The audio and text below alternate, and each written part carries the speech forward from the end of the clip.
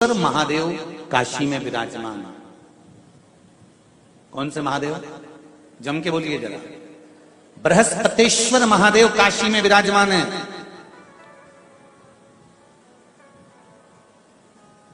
जो अंगूठी में पुखराज नहीं पहन सकते,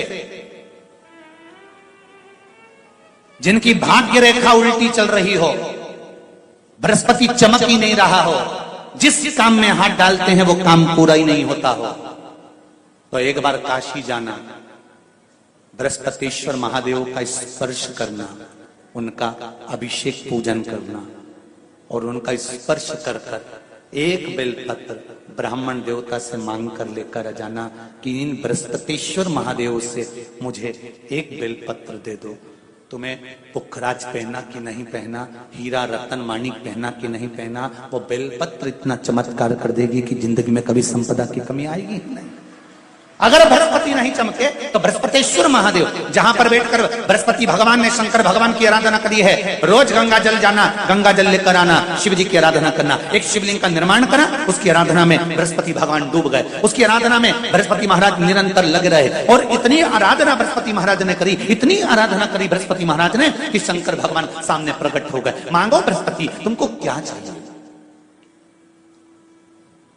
कुछ नहीं, केवल आपका भजन।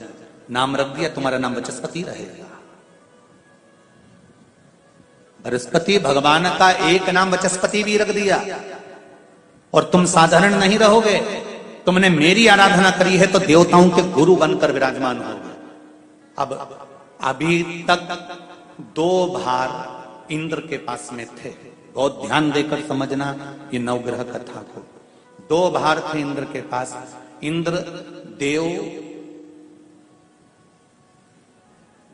देवताओं के गुरु भी बनकर बैठे थे,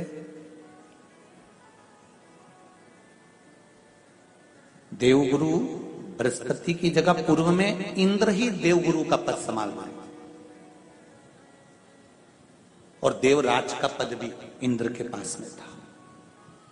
कौन कौन से पद थे? जम के बोलो जरा।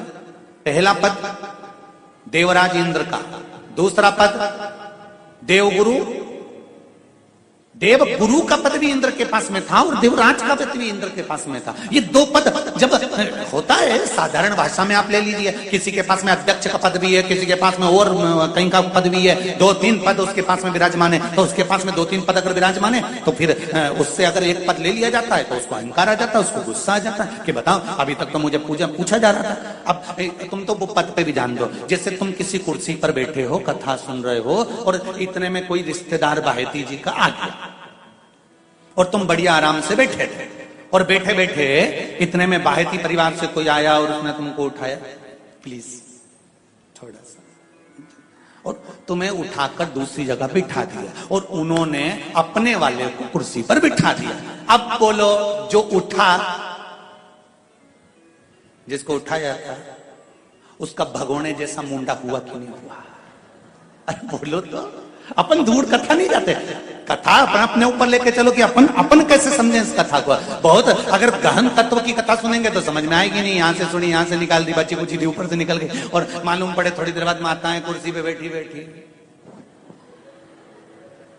अब फिर तो अपन तो अपने पर लेकर चलो ना कि जैसे कोई, आप कुर्सी पर बैठ गए और इतने में इनके रिश्तेदार कोई आए और आने पर उन्होंने कह दिया तुम यहां से उठो, दूसरी जगह जाके बैठो। इतने में तुमको बुरा लग गया, बुरा लगा, मुंह भगोने जैसा हो गया, गुस्सा आ गया। उसी तरह इंद्र के पास में 2 सत्ता थी, एक देवराज इंद्र थे और दूसरे गुरु का पद भी इंद्र के पास में था। देवताओं के गुरु बनकर इंद्र घूम रहे थे, पर अब उल्टा हो गया। शंकर भगवान ने बृहस्पति महाराज को देव गुरु बना दिया।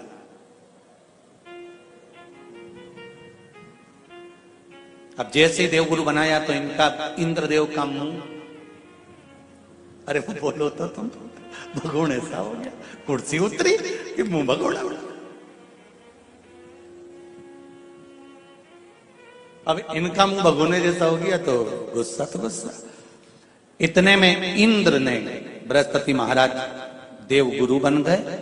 इंद्र सिंहासन पर बैठे थे, अप्सराओं का नृत्य देख रहे थे। वहीं से देव गुरु बृहस्पति का आगमन हुआ।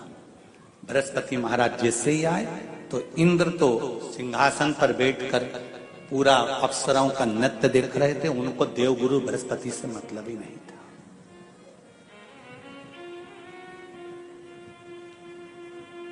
कोई स्थान नहीं, कोई सम्मान नहीं, कोई आदर नहीं,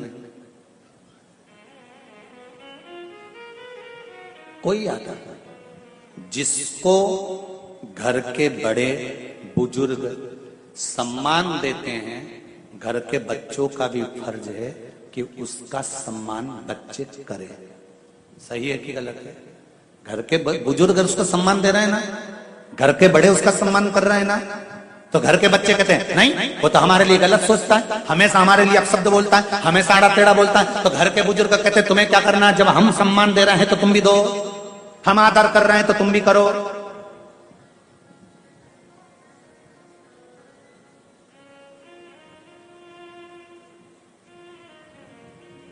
पर नहीं महाराज, आदर आप भी करो, सम्मान आप भी करो, पर वो आदर वो सम्मान बहुत मुश्किल। अब जब बृहस्पति महाराज का सम्मान नहीं हुआ, बृहस्पति महाराज वहां से उठकर चले गए, बोले नहीं। जो समझदार होता है वो तुरंत कह देता है कोई बात नहीं, मैं चले जाता हूं। कोई मुख पर क्रोध नहीं, कोई चिड़चिड़ प्रवृत्ति नहीं, कोई अपशब्द नहीं। एक बात मैं आप सबको कहना चाहूंगा, किसी जगह पर यदि आपका अपमान हुआ है, बहुत ध्यान देना जरा, कथा थोड़ी भारी है पर समझ लोगे आप। किसी जगह पर यदि आपका अपमान हुआ है तो आप भगवान शंकर को धन्यवाद देना कि मैंने पूर्व में किसी का अपमान करा होगा तो मेरा हिसाब आपने इतनी जल्दी बराबर कर दिया है, इतनी जल्दी बराबर कर दिया। ये थोड़ा सा अपमान मेरा कराया, मेरा हिसाब बराबर हो गया।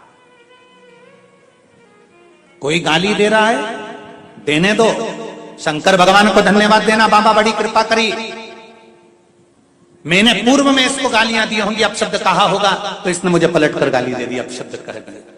ये तेरी कृपा है, ये तेरी दया। और जब तक तेरी करुणा, तेरी कृपा, तेरी दया नहीं हो तब तक कुछ हो ही नहीं सकता। तेरी कृपा,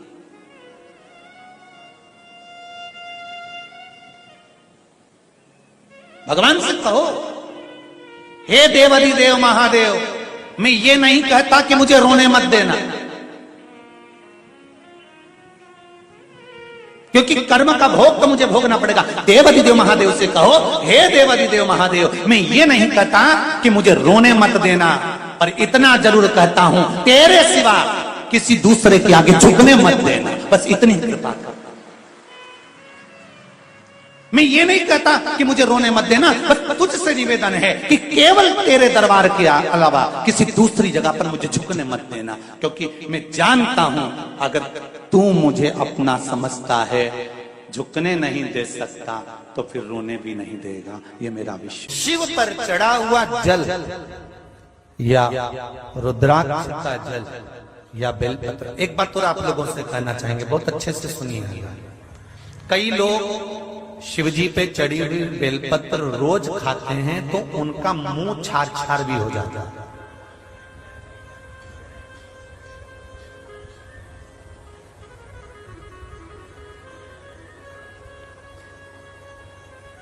निवेदन है, जरूरी ये नहीं है कि तुम इसको दांत से चबा चबा कर रखा, पत्ती को निकाल कर मल कर गोली बनाकर पानी से भी तो निकल सकते हो। कोई जरूरी है कि चबा कर खाओगे तो मुंह में छार छार हो जाए?